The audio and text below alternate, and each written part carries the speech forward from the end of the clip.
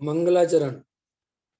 नमो हरिहंताणं, नमो सिद्धाणं, नमो आयर्याणं, नमो जयाणं, नमो लोये संप्रसादम्। मंगलम भगवान वीरो, मंगलम गौतमो गणी, मंगलम कुंद कुंदार्यो, जैन धर्मोस्तु मंगलम। सर्व मंगल मांगल्यम, सर्व कल्याणकारकम, प्रधानम सर्व धर्माणां, जैनम जयतु शासनम्।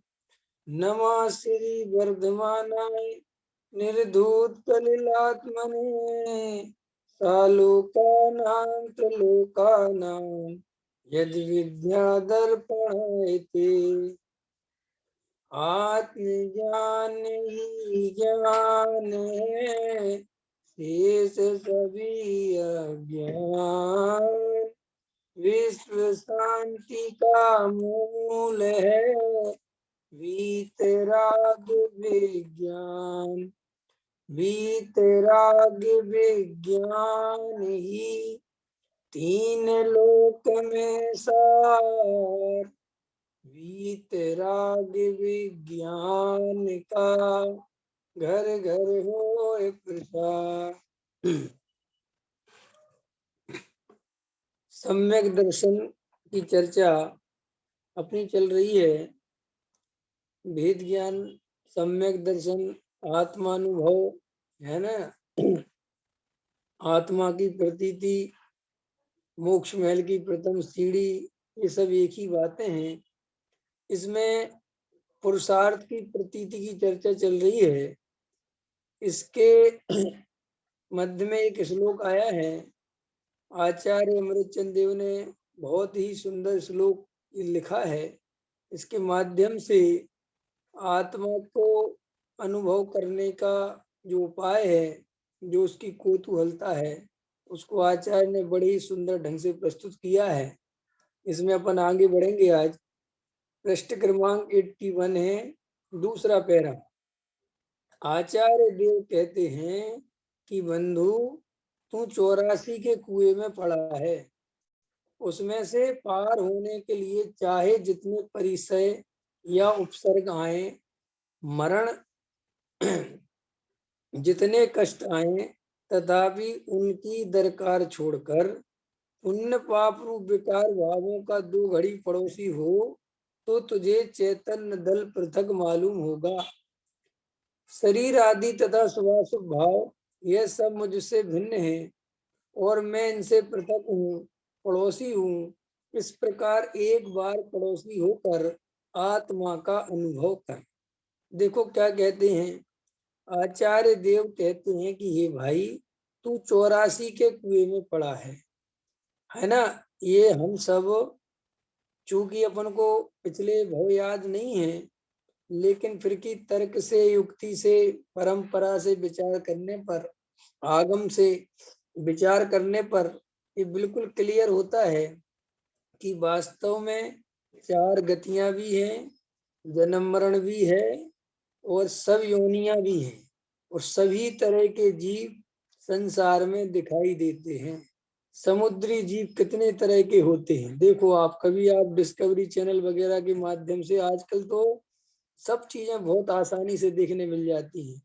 समुद्री जीव कितने तरह के दिखाई देते हैं, जंगल में कितने तरह के जानवर, कितने तरह के, है ना, सब घूमते हैं।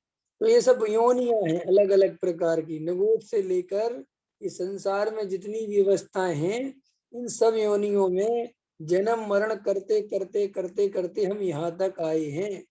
इस बात का विश्वास नहीं है मिथ्यात्व के कारण।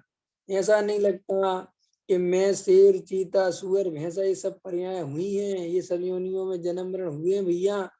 मैं अनादि अनंत नित्य आत्मा होकर भी अपने स्वरूप को नहीं जानने के कारण ये सब दशाएं हुई हैं।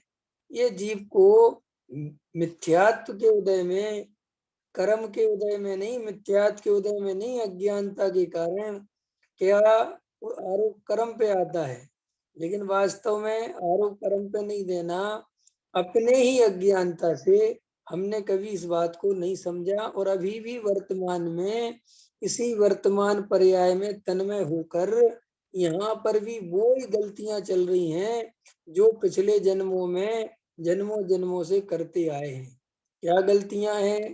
प्राप्त पर्याय में तन्मय हो जाना, पूर्व पर्यायों को विस्मरण कर देना, कुछ पुराना याद नहीं रहता और जिस पर्याय में गए उसी पर्याय को अपना स्वरूप मान लिया और उसी पर्याय से रिलेटिव जितनी भी चीजें हैं सुख दुख संबंधी सारी ताकत वहां पर लगा दी। फिर कोई विचार नहीं है कि मैं इससे न्यारा कुछ हूँ, ये पर्याय कुछ काल की है, मैं सदा काल रहूंगा, कुछ खबर नहीं। अभी वर्तमान में मनुष्य पर्याय में जन्म लेने से बस ये रात और दिन उस मनुष्य पर्याय में फिर अपने कुल और फिर अपनी जाति, फिर अपना समाज, फिर रुपया पैसा मकान दुख की चिंताओं में, इनके जोड़ने में, इनको इकट्ठा करने में, है ना, और इन्हीं में सारा सुख दुख चल रहा है।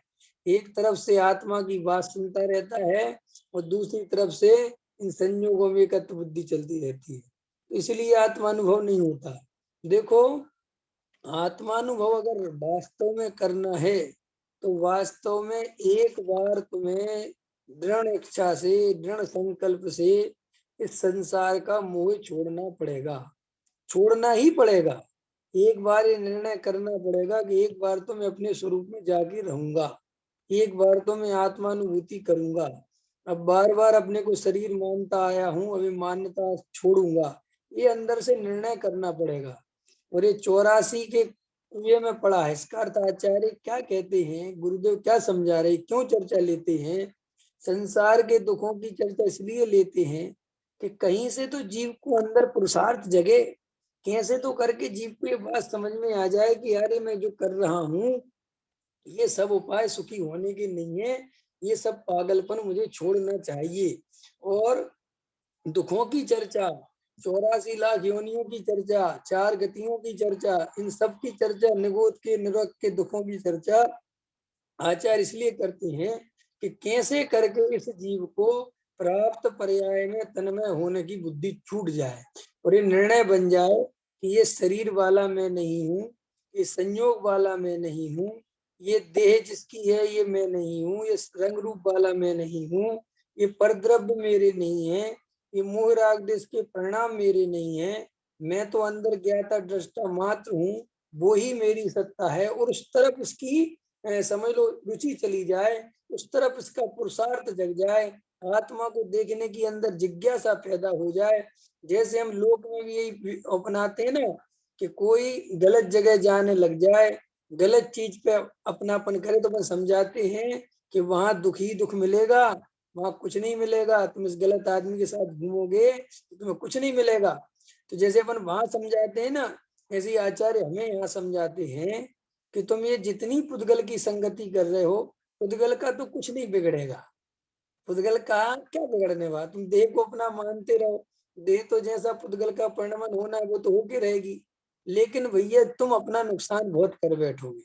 प्रमोद जी समझ में आता कि नहीं आता है? आता कि नहीं आता?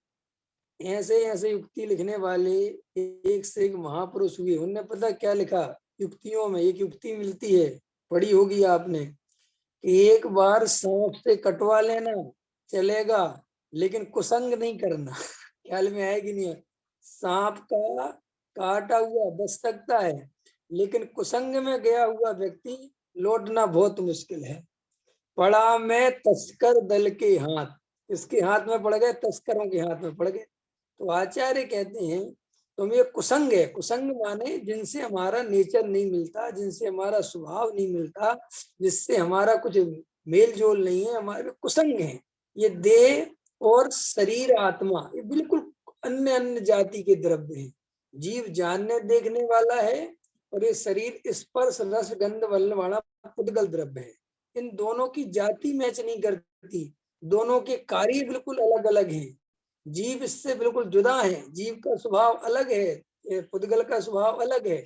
फिर भी आचार्य भगवंत कहते हैं अज्ञानता के कारण, मिथ्यात्व के कारण, विपरीत मान्यता के कारण ये बार बार जीव इस शरीर से अपनी संगति बैठाने में लगा है, बार बार इस रंग रूप को अपना रूप मानता है, इस पुद्गल की काया को अपना स्वरूप बार बार धोखा खाता है, बार बार।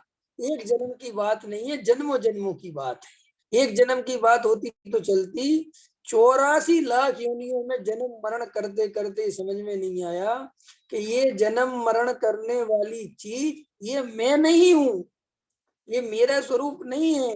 ये सड़ना गलना जवान बुढ़ापा मरण ये सब मेरी अवस्थाएं नहीं है, सब पुद्गल की अवस्था। भेद ज्ञान नहीं कर पाता, तो भेद ज्ञान नहीं कर पाता तो जैसी जैसी इस पुद्गल की अवस्थाएं बनती हैं, जैसे जैसे शरीर का परिणमन होता है, उसे अज्ञानता के कारण मेरा परिणमन है। मैं पहले पतला था अब मैं मोटा हो गया, पहले मैं छोटा था अब मैं बड़ा हो गया, पहले मैं गोरा था अब मैं काला हो गया, पहले मैं सुंदर था अब ऐसा क्रूप हो गया, पहले मैं पैसे वाला था मैं कमजोर। वो सब एक तत्व चलता रहता है। और ये आचार्य कहते हैं इसको एक बार भी समझ में नहीं आता कि इस एकत्व से सुख नहीं मिला, सिर्फ और सिर्फ दुख और आकुलता ही मिली, है ना। तो अब हम गहराई से आचार्य हमसे कहते हैं भाई तुम विचार तो करो कि तुम ये शरीर हो कि नहीं, ये शरीर तुम्हारा स्वरूप है कि नहीं, ये शरीर के रहते हुए तुम इससे भिन्न हो कि नहीं, ये सब समझ लो, ये सब समझने का कार्य चल रहा है। तो अब देखो क्या कहते हैं, तुम 84 के कुएं में पड़ा है, ठीक है, तो उसमें से पार होने के लिए चाहे जितने परिसर उपसर्ग आए, मरण जितने कष्ट हैं, तथापि उनकी दरकार छोड़कर पुण्य पाप रूप विकार भावों को 2 घड़ी पड़ोसी हो तो तुझे चैतन्य दल क्या मिलेगा, चैतन्य का आनंद मिलेगा, आत्मा का आनंद मिलेगा। अगर तुम एक बार थोड़ी सी तो भैया एकत्र छोड़ो शरीर से। देखो संजय जी, रात और दिन शरीर का ध्यान रखते हो, फिर भी रात और दिन शरीर का ध्यान रखने पर भी रात और दिन क्या मिलता है, ये शरीर एक ना एक रोग में लिप्त होता है, कभी कोई बुखार, कभी कोई विकार, कभी कोई तबीयत। और आत्मा की तरफ अपन बिल्कुल ध्यान नहीं देते, फिर भी आत्मा एकदम अनादि अनंत नित्य शुद्ध पड़ा हुआ है। यही तो हालत है। जो अपने जाति के हैं, जो अपने नेचर के, उनसे तो दोस्ती करता नहीं, और अजैन कुजैन कुसंग वालों के साथ घूमता फिरता है, उनकी गलत आदतें ग्रहण करता है, फिर दुखी होता है, फिर परेशान होता है कि सब क्या हो रहा। ऐसी आचार्य कहती है जीव बार बार शरीर में एकत्र करता है, पत्नी बच्चे मकान दुकान प्राप्त पर्याय में तन्मय होकर उनमें एकत्व करता है, वो परेशान होता है। ये पत्नी मेरी नहीं सुनती, ये बच्चे मेरे नहीं सुनते, ये सब धोखा देते, अरे सब स्वार्थ के साथी, अरे सब कुछ नहीं कर करके मर जा, कोई कुछ नहीं। ये सब खुद ही पागलपन करता है और फिर खुद ही रोता है। ख्याल में है कि नहीं है, है? मतलब सीधी सी बात है, पैर कुल्हाड़ी पे जाके पटकता है और दोस्त कुल्हाड़ी को देता है कि साहब कुल्हाड़ी से मेरा पैर कट गया, तो कुल्हाड़ी पे पैर किसने पटका। ऐसे ही इन संयोगों में एकत्व बुद्धि स्वयं ने करी। कोई बचपन में किसी ने बताया, स्वयं स्वयं स्वयं परद्रव्य को सुख का कारण माना, स्वयं ने ही अपेक्षाएं पाली, पर सामने वाले ने भी अपेक्षाएं पूरी नहीं करी क्योंकि करने की व्यवस्था नहीं है। सो फिर कहता है वो धोखेबाज है, वो बेकार आदमी है, वो गलत आदमी है, फ्रॉड आदमी, पता नहीं क्या क्या बोलते हैं। तो इस तरीके से आचार्य हमसे कहते हैं कि भाई तेरे दुख का कारण तू स्वयं ही अपने अज्ञान को देख, अपना दुख का कारण दूसरे को मत देख। चलो और आगे बढ़े थोड़ा सा। अब आचार्य हमसे क्या कहते हैं, देखो उससे पार होने के लिए चाहे जितने परिचय या उपसर्ग आए, अब ये भाषा है। आत्मा के अनुभव में प्रमोद जी, पंकज जी, कोई परिचय नहीं आते, कोई तकलीफ नहीं होती, कोई बाधा नहीं होती। ये तो चूंकि इस जीव को भाषा ऐसी समझ में आती है कि साहब कभी कभी हम कहते ना, हम साहब ये दोस्ती नहीं तोड़ेंगे, हम साहब आपका साथ नहीं छोड़ेंगे, चाहे जितनी तकलीफ आए, चाहे जितनी बाधा, लोग में भाषा चलती कि नहीं चलती, हम साहब कुछ भी कर जाएंगे साहब। तो आचार्य उस भाषा में समझा रहे हैं। वास्तव में आत्मा को जानने में कोई परिश्रम नहीं सहना पड़ता, कोई तकलीफ नहीं सहनी पड़ती, कोई किसी प्रकार की कोई काम बाहर में दुख का है ही नहीं। जितना दुख हम पैसा कमाने में झेलते हैं ना, जितना दुख हम बच्चों को पालने में झेलते हैं ना, जितना दुख हम घर गृहस्थी चलाने में झेलते हैं ना, उसका अनंतवा भाग नहीं कह रहा हूं मैं। क्या कह रहा हूं मैं?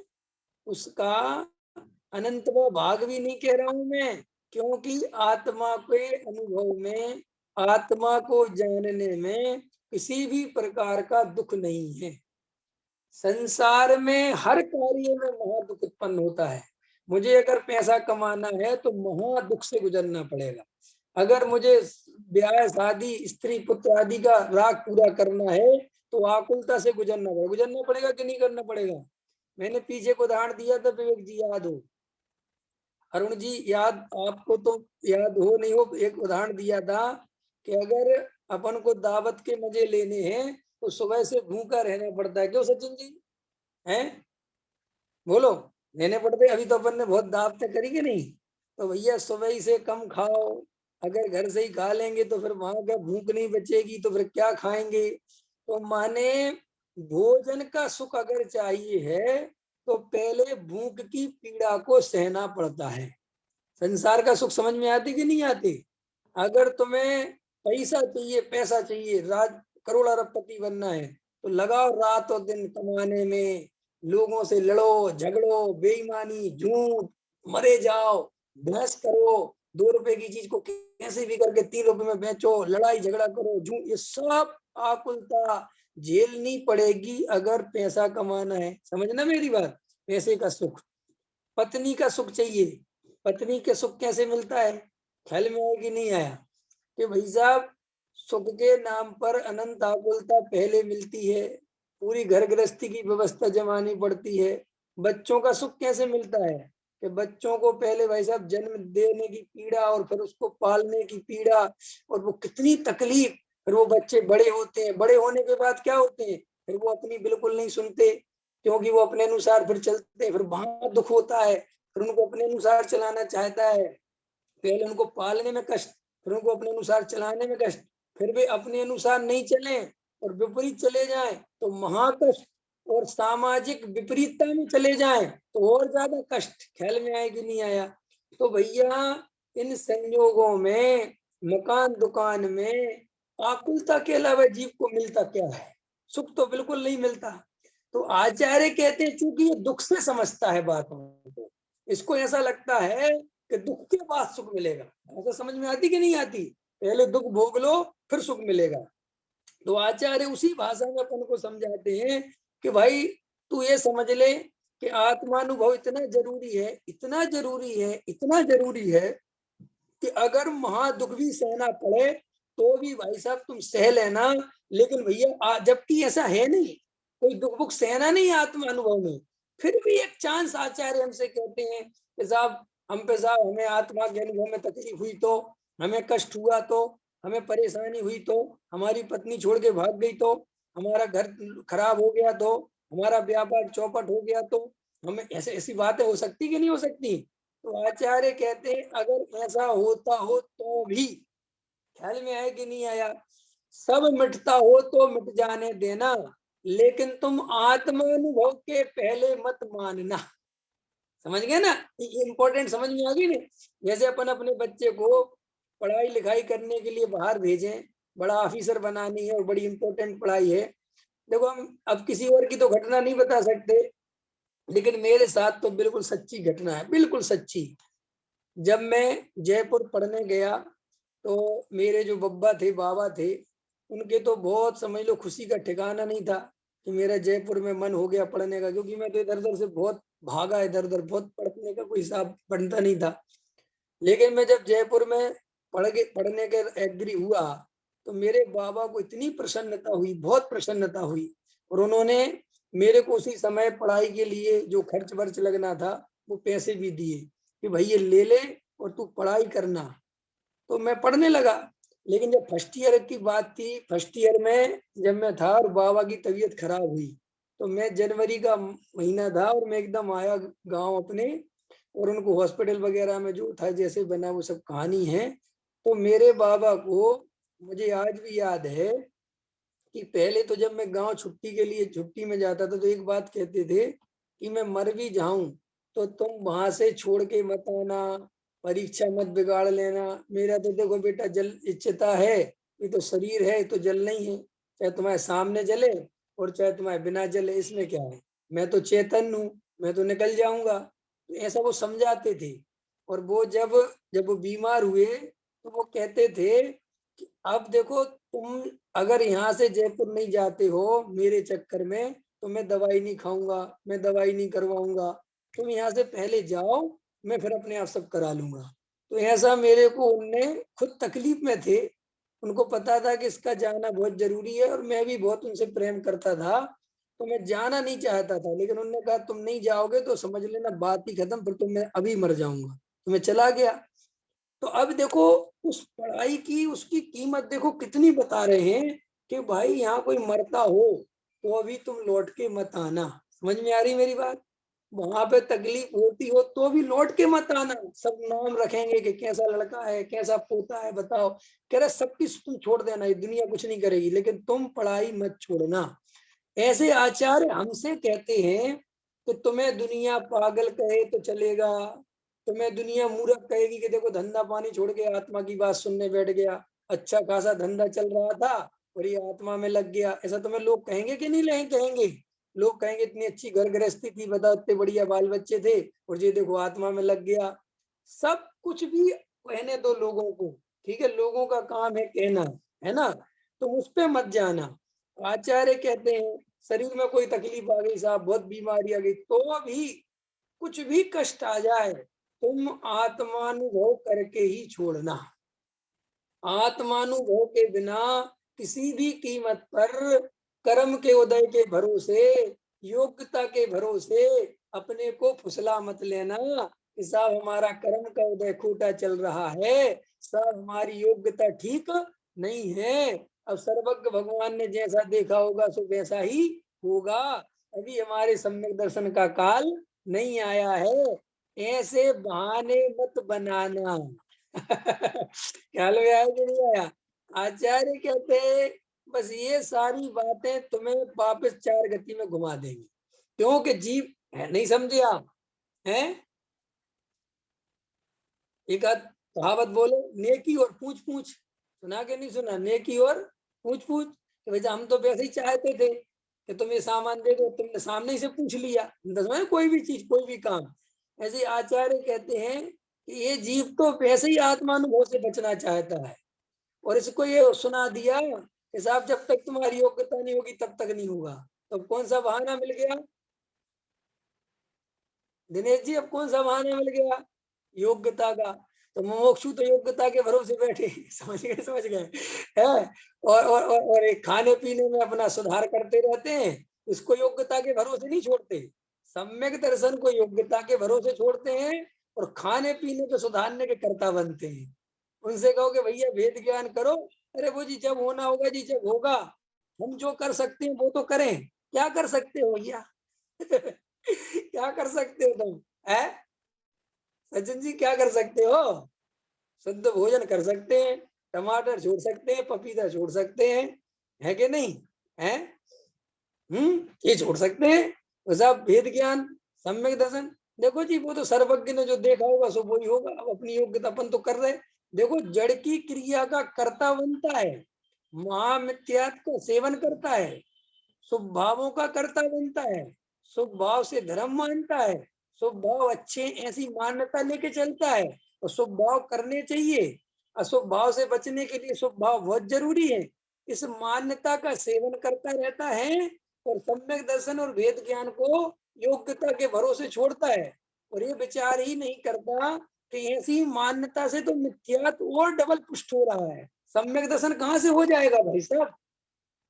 जो जीव इस मान्यता से चलते हैं कि जब तक सम्यक दर्शन नहीं होता, आत्मानुभव नहीं होता, शुद्ध भाव नहीं होता, तब तक जीव को शुद्ध भाव करना चाहिए, इस मान्यता वाले को सम्यक दर्शन ही नहीं होता। ख्याल में आया कि नहीं आया भाई? स्वभाव करना चाहिए, ये बात ही महा झूठ है। स्वभाव होता है, समझ में आया कि नहीं आया? क्रिया करनी चाहिए, ये बात ही झूठी है। क्रियाएं होती, मैंने कल लिया था बहुत इंपॉर्टेंट बात, कि पर द्रव्य को योग्यता के भरोसे छोड़ना। समझ में आया कि नहीं आया? थोड़ा खतरनाक कह रहा हूं। चरणानियोग को भले ही छोड़ देना तुम योग्यता के भरोसे, कर्म के उदय को योग्यता के भरोसे छोड़ देना, प्रथमान योग को योग्यता पे आधारित देख लेना, लेकिन जब पुरुषार्थ की बात आए, आत्मानुभव की बात आए, वेद ज्ञान की बात आए, तो योग्यता को बीच में नहीं लाना, कर्म के उदय को बीच में नहीं लाना, अपना पूरा पुरुषार्थ करना। कि साहब हमने पूरा पुरुषार्थ किया और फिर भी आत्मानुभव नहीं हुआ, तो पंकज जी नहीं हुआ तो कि पहले पुरुषार्थ पूरा कर लेना, फिर मेरे पास आके बताना ईमानदारी से कि मैंने जितना पैसे कमाने के लिए पुरुषार्थ किया है, जितना मैंने बच्चे की चिंता में जीवन लगाया है, उतना पुरुषार्थ आत्मानुभव में किया हो तो मेरे पास आ, और ईमानदार हो तो आना। मुझे पता है आते ही नहीं, क्योंकि जो ईमानदारी से पुरुषार्थ करता है उसे आत्मानुभूति होती है, उसे सम्यक दर्शन होता ही होता है, और जो नहीं करता है उसे नहीं होता है। अंतर समझ में आया कि नहीं आया? हम कह रहे मेरा चैलेंज है, उठा के लाओ जितने भी स्वाध्याय करने वाले हैं, जो भी करने वाले हैं, अगर सम्यक दर्शन नहीं हुआ तो गारंटी से वैसा पुरुषार्थ नहीं हुआ जैसा करना चाहिए। भले और सुनो, कोई स्वाध्याय करने को पुरुषार्थ समझ बैठा है, 4 घंटा पढ़ने को, 6 घंटा पढ़ने को, तो वो अज्ञानी है। कोई जड़ की क्रिया को पुरुषार्थ समझ बैठा है तो वो अज्ञानी है। कोई पूजा पाठ को पुरुषार्थ समझ बैठा है तो अज्ञानी है। कोई त्याग व्रत को पुरुषार्थ समझ बैठा है तो अज्ञानी है। फिर भाई साहब करना क्या है? भेद ज्ञान, पर द्रव्य से सुख बुद्धि छोड़ना है, भेद ज्ञान करना है, तत्व विचार करना है। क्या करना है? तत्व विचार। देखो तत्व विचार की महिमा, ये करना है। ये तो करता नहीं, और जो जन्मों जन्मों से गलतियां करती है उन्हीं को दोहराता है और कहता साहब हम तो सुधर गए, हम तो बहुत अच्छे हो गए। क्या अच्छे हो गए? अज्ञान ज्यों का त्यों, मिथ्यात्व ज्यों का त्यों, है ना, पर द्रव्य के कर्तृत्व का बोझ ज्यों का त्यों, और अपने को ज्ञानी होने के लिए बैठा कि मैं ज्ञानी हो जाऊंगा। भैया ऐसे ही तो जन्म जन्म से निकल गए। द्रव्यलिंगी मुनि ऐसा सोचता है कि मुझे कालांतर में मोक्ष में जाना है। क्या सोचता है? कालांतर में मोक्ष जाऊंगा, मेरे जैसा कोई है कहाँ, इतनी त्रस्त स्थावर जीवों की रक्षा करता हूँ, कोई अशुभ भाव नहीं करता, कोई परद्रव्य में नहीं उलझता, ऐसा मानता कि नहीं मानता? और वो कालांतर में नरक नहीं जाए, कहाँ नहीं जाता है, मोक्ष नहीं जाता, कालांतर में निगोद जाता है। ऐसे ही जो जीव भ्रम से, बिना भेद ज्ञान के, बिना आत्मानुभव के, वो जो क्रिया कांड में संतुष्ट हो रहे हैं और ऐसा मान रहे हैं कि हम तो पुरुषार्थ कर रहे हैं, सम्यक दर्शन तो जब होना होगा तो हो जाएगा, 3 काल में नहीं होगा और कालांतर में मोक्ष चले जाएंगे, कुछ दम नहीं है। जिन वाणी को जो रुचि पूर्वक सुनता है वो भव्य है। इन्हें रुचि पूर्वक का अर्थ नहीं पता किसी को। सब कहते साहब स्वाध्याय तो पता नहीं कितने लोग सुनते हैं, तो क्या सबरे सबके मुख जाने वाले? स्वाध्याय सुनने का अर्थ रुचि पूर्वक शब्द क्यों डाला? दौलत राम जी ने पर द्रव्यंते भिन्न आप में रुचि सम्यक्त भला है, ये रुचि शब्द है ना, इसका अर्थ होता है कि आत्मा की ऐसी गहरी रुचि कि पैसा उसके सामने फीका, मकान दुकान उसके सामने फीका। अरे भाई अभी जैसी पैसे की रुचि है, ऐसी आत्मा की रुचि है क्या? हृदय पे हाथ रख के देखो। जैसी पैसे की प्लानिंग चलती है और पैसे में सुख दुख की कल्पना होती है, ऐसी आत्मा के प्रति लगता है क्या? जैसे अहंकार में मजा आता है ऐसा आत्मा में आता है? ये कई लोग ये भाव चिंताओं में निकाल दे रहे हैं और आत्मा की तरफ ध्यान नहीं है, तो और जबकि उनको पता है कि हमारे हाथ में कुछ नहीं है। तो वहां रुचि का अर्थ है कि भाई साहब आत्मा की सच्ची प्यास। ख्याल में आया कि नहीं आया? है है कि नहीं? दुनिया करोड़ों रुपए लाखों रुपए के खर्च कर रही है, पैकेज बनते हैं विदेशों में घूमने के, उनको देखने की कितनी जिज्ञासा है कि नहीं? अरे जिस आदमी पे 4 रुपए खर्च नहीं होते हो, वो 15,000 रुपए की एरोप्लेन की टिकट लेता है कि एरोप्लेन में लगता कैसे है, बोलो। ये सब जिज्ञासा है ना संसार की। आचार्य कहते हैं कि ऐसी आत्मा की रुचि होनी चाहिए कि भाई साहब सब जाए तो जाए, मुझे आत्मा नंबर 1 पे चाहिए, बस ये आत्मा है, ये रुचि है, ये जीव भव्य है। और जो सिर्फ देखा देखी सुन रहे हैं या पुण्य के लिए सुन रहे हैं या टाइम पास के लिए सुन रहे हैं कि अब कुछ नहीं बचा तो चलो जी स्वाध्याय सुनो, ये कोई आत्मा की रुचि नहीं है। समझ में आया? चलो जी थोड़ी सी पॉजिटिव सोच आ जाती है अपने पास। हर लोग अपने अपने प्रयोजन निकालते कि नहीं निकालते? नहीं समझे? कई कई लोग प्रवचन इसलिए भी सुनते हैं कि यार कुछ अच्छी बातें ग्रहण कर लेनी चाहिए। देखो 1 घंटा भैया स्वाध्याय में निकल जाए तो मन शांत हो जाता है कि नहीं? मूड फ्रेश हो जाता है, मन का थोड़ा बोझ उतर जाता है। ऐसे ऐसे भी लोग हैं ना सुनने वाले, तो कोई ये कोई सम्यक दर्शन का लक्षण है? अरे ऐसे तो दुनिया में कितने वो स्पीकर है जो पॉजिटिव सोच के लिए बोलते रहते हैं और उनके फॉलोवर्स लाखों हैं, हजारों हैं, करोड़ों हैं उनको सुनने वाले, होते कि नहीं? तो क्या वो सबके सब कोई धर्म के लिए? अरे कुछ नहीं, लौकिक जीवन में पॉजिटिव विचार की आवश्यकता होती है, तो इसके लिए भी लोग सुनते हैं। ख्याल में ना? थोड़ी सी मंदिर आदि में अंदर मान्यता पड़ी रहती है, देखो ना गुरुदेव लेंगे, देखो ये थोड़ा इसमें से पढ़ा देते हैं, जितने कष्ट आए तथापि उनकी दरकार छोड़कर, अब देखो आगे का शब्द है, पुण्य पाप रूप विकार भावों का दो घड़ी पड़ोसी हो जा। कितने भावों का? पुण्य पाप भावों का क्या हो जाओ? पड़ोसी। अब मुझे बताओ, पुण्य पाप भाव के पड़ोसी होने का मतलब क्या है? कि जितना पाप मेरे से दूर है उतना ही पुण्य भी मेरे से दूर है। जितने पाप के कार्य बुरे हैं उतने ही पुण्य के कार्य बुरे हैं। तो पंकज जी है, पुण्य के कार्य बुरे हैं कि नहीं है? बोलने के व्यवहार में लौकिक भाषा में अलग मैटर है, लेकिन आत्मा के अनुभव की बात आएगी तो पुण्य उतना ही बुरा है जितना पाप, पुण्य उतना ही बंधन है जितना पाप, पुण्य उतना ही कर्म है जितना पाप, पुण्य उतना ही संसार है जितना पाप। ख्याल में आया कि नहीं आया? तो देखो गुरुदेव कहते हैं, पुण्य पाप रूप विकार भावों का दो घड़ी पड़ोसी हो तो, 2 घड़ी के लिए ये पुण्य परिणाम भी मेरे नहीं, ये पाप परिणाम भी मेरे नहीं। मैं तो एकमात्र ज्ञान स्वभावी जीव तत्व हूँ, मैं तो मात्र ज्ञाता दृष्टा हूँ। ये पुण्य पाप मेरी सत्ता में प्रवेश पाते ही नहीं। ये पुण्य पाप पर्याय के विशेषण हैं, विकारी पर्याय हैं। अरे ये तो मेरी स्वाभाविक पर्याय से भी मैच नहीं खाते। ख्याल में है कि नहीं है? एक तो करेला और नीम चढ़ा, तो विवेक जी हैं सिखा जी, ये कहावत सुनी के नहीं? एक तो करेला और नीम चढ़ा, एक तो पर्याय, समझो मेरी बात, एक तो ये पुण्य पाप के परिणाम पर्याय, और पर्याय भी कैसी? तो विभाविक पर्याय, मेरे स्वभाव वाली पर्याय नहीं है। इसलिए ये पुण्य पाप मेरा स्वरूप नहीं है, ये मेरी संपदा नहीं है, ये मेरी संपत्ति नहीं है। पुण्य पाप से मेरा कोई भला नहीं होता।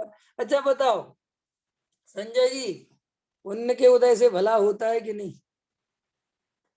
है? सही बोलियो, तो हमारे ऐसे मत बोल दियो। बताओ पुण्य से भला होता कि नहीं होता है? तो पुण्य का उदय चाहिए कि पाप का उदय? कौन सा उदय चाहिए? दोनों नहीं चाहिए है, दोनों नहीं चाहिए, पुण्य का उदय भी नहीं और पाप का उदय भी नहीं। वाह वाह, ख्याल में है कि नहीं है? अच्छा चलो फिर भी मान लो चॉइस करनी पड़े तो कौन सी करोगी, पुण्य की के पाप की? कि साहब अगर चॉइस करनी पड़े तो पुण्य की कर लेंगे, और क्या फिर पाप की तो कौन करे। सुनो, आचार्य कहते हैं ये यहाँ तक भी अगर तुम्हारे अंदर भाव है कि साहब पाप से तो अच्छा थोड़ा बहुत तो पुण्य ही है, जब तक संसार में रहना है। तो आज गुरुदेव का मैंने प्रवचन भेजा था द्रव्य दृष्टि पे, देखा किसी ने? सुना? उसमें गुरुदेव ने लिया है, पुण्य से जीव का भला नहीं होता, पुण्य से जिसका भला होता है वो जीव नहीं होता। क्या लिया था गुरुदेव ने? पुण्य से जीव का भला नहीं होता, पुण्य से जिसका भला होता है वो जीव नहीं होता। तुमने गुरुदेव ने लिया कि पुण्य के उदय से क्या मिलेगा कि साहब निरोगी काया, पुण्य के उदय से क्या मिलेगा, निरोगी काया, और क्या मिलेगा, घर में माया, और क्या मिलेगा, कुलवंती नारी, और क्या मिलेगा, पुत्र आज्ञाकारी। ख्याल में है कि नहीं, 4 सुख मिलेंगे ना पुण्य के उदय से। आचार्य कहते हैं, ज्ञानी भगवान कहते हैं, तुम चारों में ही जीव नहीं है, इन चारों में जीव नहीं है, माने इन चारों में मैं नहीं हूं। तो ऐसा पुण्य किस काम का, जो मेरे काम तो आया ही नहीं, और जिसके काम आया उसको जरूरत नहीं। ख्याल में, इस शरीर को क्या फर्क पड़ता है, चाहे ये निरोगी रहे और चाहे रोगी रहे। तो आचार्य कहते हैं कि ये पुण्य और पाप से भिन्न आत्मा का अनुभव करना चाहिए। पुण्य भला है और पाप बुरा है, ये मान्यता सम्यक दर्शन में, आत्मानुभव में बाधक है। दिनेश जी समझ में आ रही कि नहीं आ रही ये बात? देखो, हम अंतर अपना आकलन करें, कोई भी जीव, कोई भी संसार में जितने भी जीव हैं, एक दया दान पूजा भक्ति करता है, व्रतशील संयम आदि का पालन करता है, शुद्ध भोजन करता है, और एक आदमी कुछ भी नहीं करता, समझ लो सीधा गणित, वो हिंसा झूठ चोरी कुशील परिग्रह इत्यादि में रत रहता है। अब आचार्य कहते हैं कि दोनों तुम्हें एक समान दिखाई देने चाहिए, तुम्हें ये दिखना चाहिए कुछ नहीं, ये तो सब दोनों ही बेकार है। अब ये अगर तुम्हारा इतना कलेजा मजबूत हो तो तुम पुण्य पाप से भेद कर सकते हो। ख्याल में आया कि नहीं आया? लेकिन हमारे तो अंतरंग में जब भी देखो गहराई से, तो 2 सेकंड के अंदर क्रिया कांड वाले को हम धर्मात्मा मानने लगते हैं, और जो क्रिया कांड नहीं करता उसे पापी मानने लगते हैं। बोलो, ये होता है कि नहीं होता है? सारा देखो, मैंने पीछे भी कहा होगा, पुण्य पाप को एक समान कहना अलग बात है, और पुण्य पाप को प्रयोग में एक समान मानना जुदी बात है। कहना बहुत आसान है, पुण्य पाप एक समान है, लेकिन जब प्रयोग की बात आती है तब भाई साहब कहीं ना कहीं तकलीफ होती है कि नहीं होती? अरे एक आदमी पूजा पाठ करे, मंदिर जाए, और एक आदमी नहीं जाए, और कहें दोनों समान है, तो कैसे समान? ख्याल में है कि नहीं आया? क्यों कि भाई दोनों में ये पुण्य पाप की दीवार खड़ी करके अज्ञानी जीव एक समान कभी नहीं मानता, और ज्ञानी जीव दोनों को एक समान किस आधार पे मानता है? वो कहता है आत्मा तो दोनों को ही पता नहीं है। ठीक, अब अगर कोई कहे कि साहब जो पुण्य वाला है, जो दयादान पूजा वाला है, उसे आत्मा पता है, का पाठ वाला है उसको आत्मा पता, जो मंदिर ही नहीं जाता उसे आत्मा नहीं पता।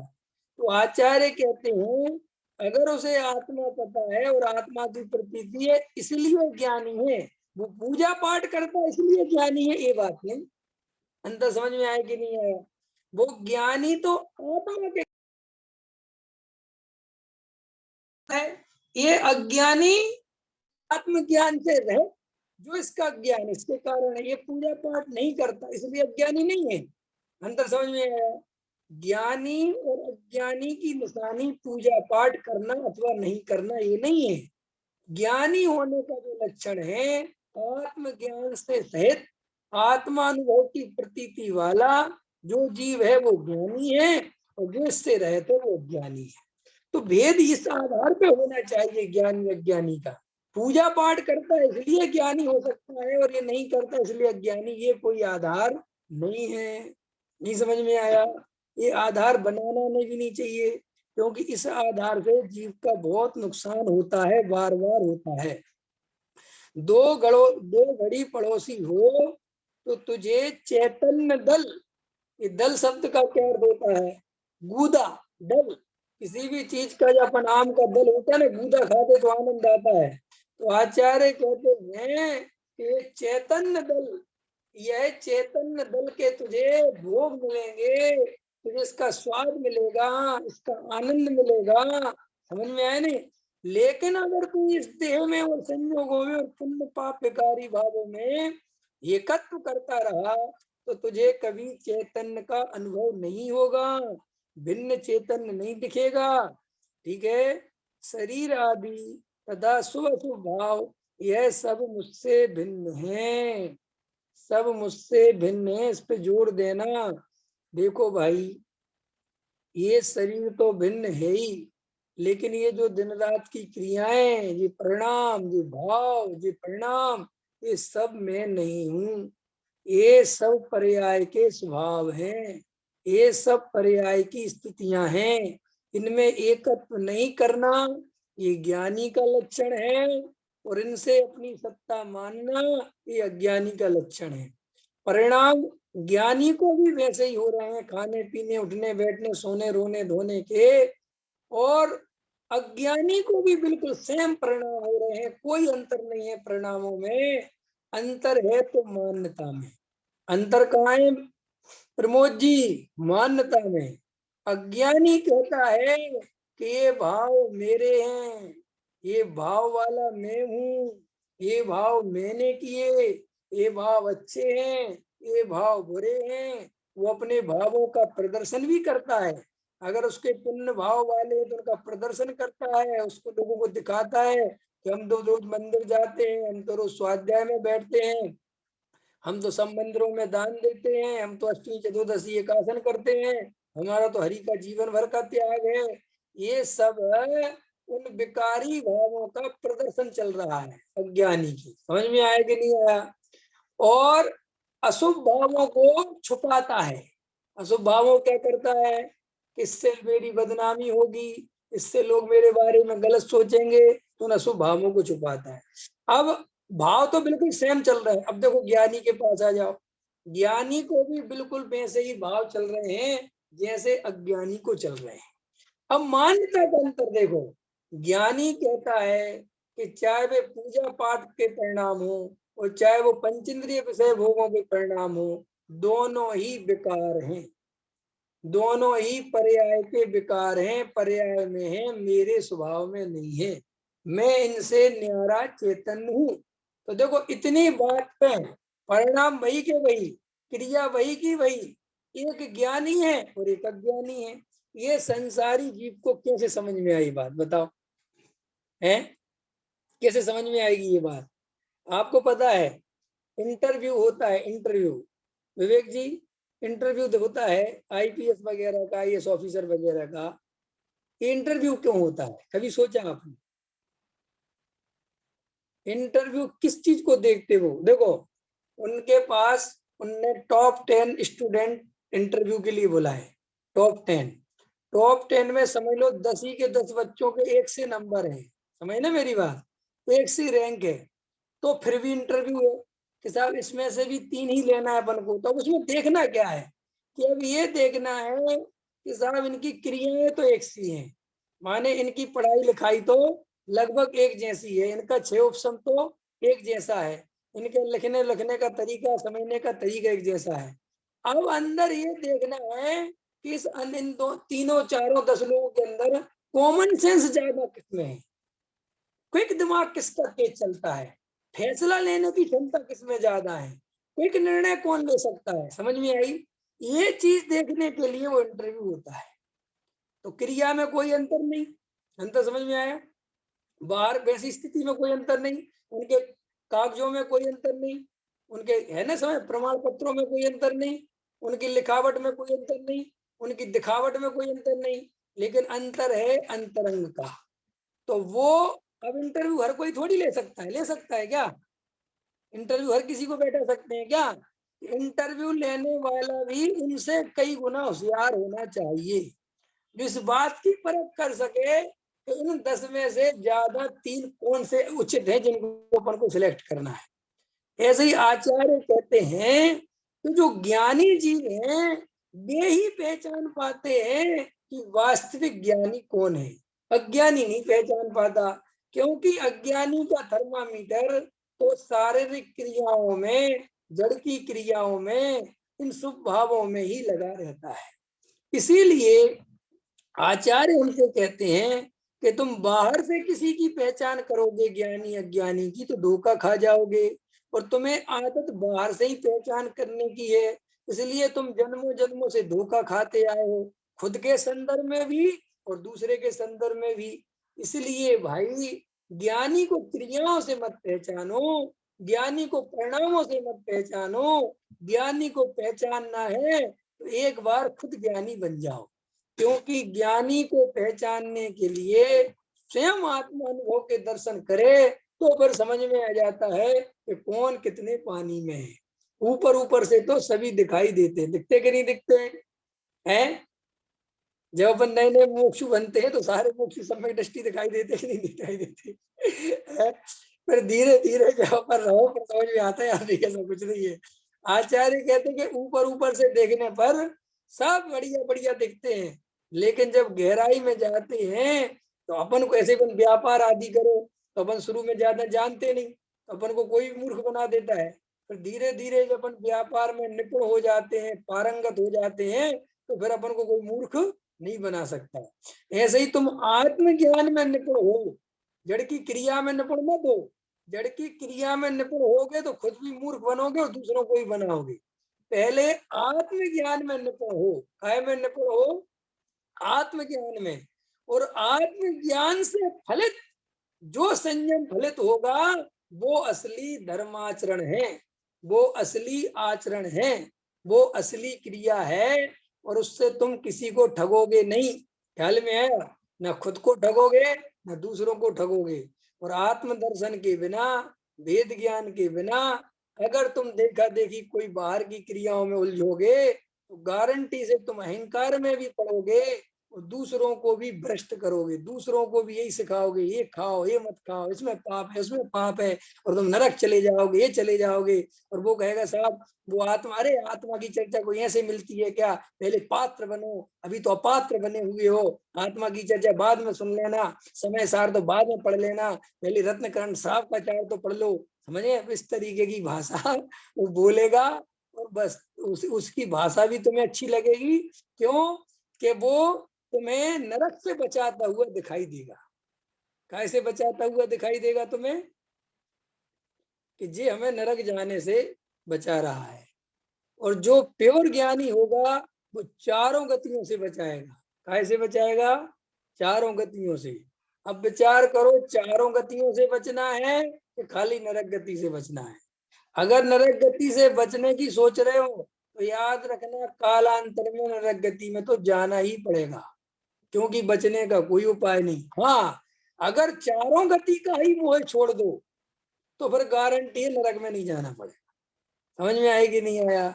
तो अपन इस तरीके से अभी की चर्चा पूरी हुई। सहजानंदी शोध स्वरूप